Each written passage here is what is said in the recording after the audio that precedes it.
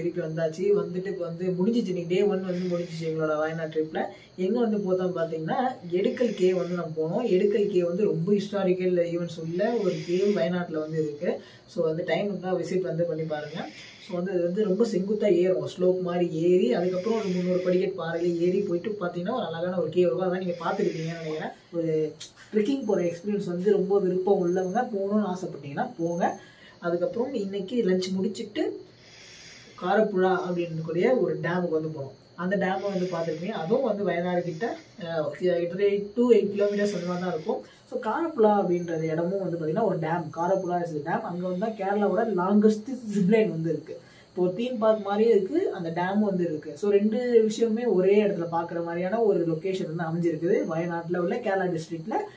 அந்த இடத்தோட பேர் காலப்புழா டேம். ஸோ இதுதான் வந்து எங்கள் ஹோட்டல்லேருந்து நாங்கள் போய் ரீச் பண்ண நியரஸ்டான 2 லொக்கேஷன்ஸ் இன்றைக்கி விசிட் பண்ணது.